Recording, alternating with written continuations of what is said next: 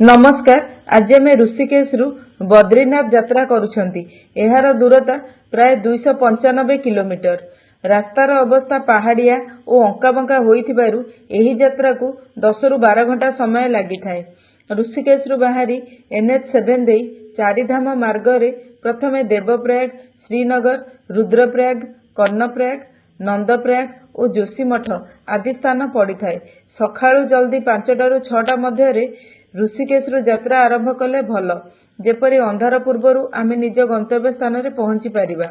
बद्रीनाथ मंदिर को आपण कैब, बस और निजर बाइक रे मध्य यात्रा करि परिबे।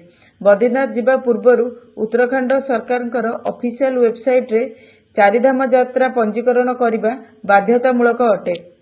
ऋषिकेश रु बद्रीनाथ जिबा रास्तार सौंदर्य और प्राकृतिक शोभा अत्यंत मनोरम और रोमांचक। एही यात्रा हिमालय पाददेश रे गंगा और अलकानंदा नदी निकट में होइथाए, जेउथिरे प्रकृति तार श्रेष्ठ रूप प्रदर्शन करे।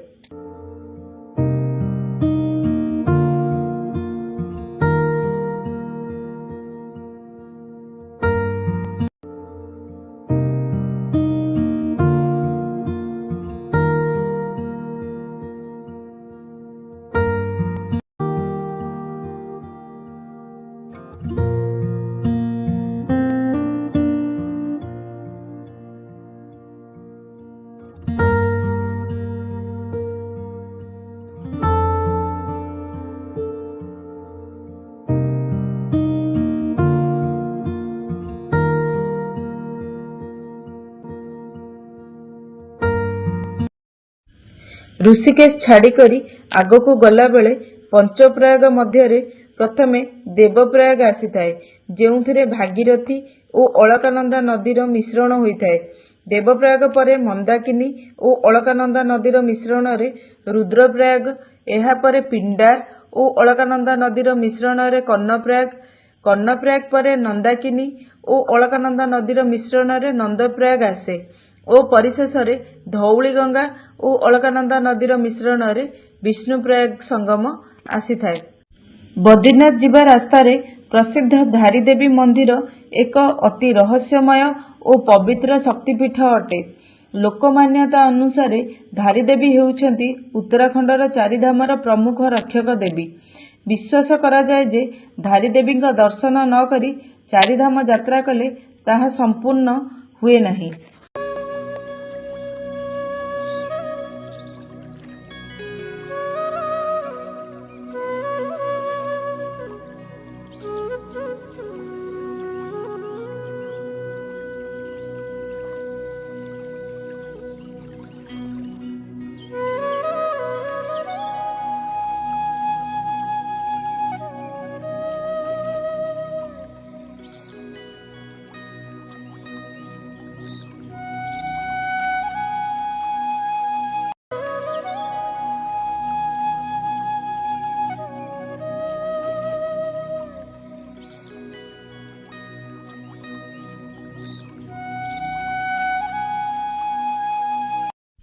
रास्तारे देखा जाउथुबा विभिन्न वनफुल और प्राकृतिक परिवेशर सौंदर्य मन को सम्मोहित करिथाए। बद्रीनाथ निकट हेला बेले पहाड़ गुड़िक बरफ श्रृंगरे परिणत हुए, जहाँ खूब सुंदर देखा जाए। रास्ता कड़े बरफर झरणा गुड़िक स्पष्ट देखा जाए। बद्रीनाथ धाम पहुंचला बेले मनरे एक अलौकिक आनंद और भक्तिभाव जाग्रत हुए। बरफ पड़िथिबा विशाल नारायण पर्वत और नीलकंठ श्रृंगर रूप चित्ताकर्षक अटे।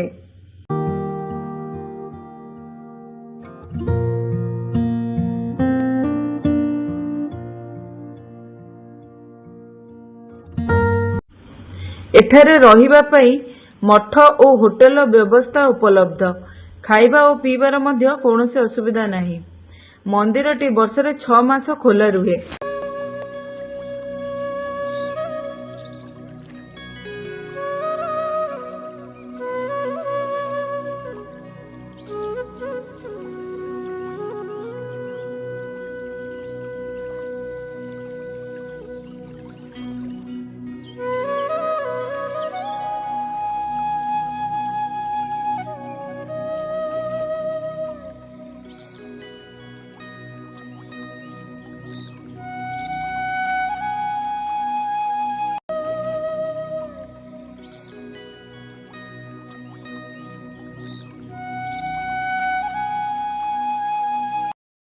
ମନ୍ଦିରରେ ଦର୍ଶନ କରିବା ପୂର୍ବରୁ ପବିତ୍ର ଓ ଶୁଦ୍ଧ ହେବା ପାଇଁ ସେଠାରେ ଥିବା ଉଷ୍ମ କୁଣ୍ଡରେ ତୀର୍ଥଯାତ୍ରୀମାନେ ସ୍ନାନ କରିଥାନ୍ତି।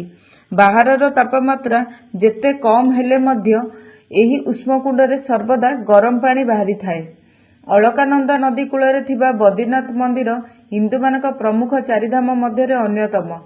ଏହି ମନ୍ଦିରରେ ଭଗବାନ ବିଷ୍ଣୁଙ୍କ ବଦ୍ରିନାରାୟଣ ରୂପ ପୂଜା ପାଆନ୍ତି।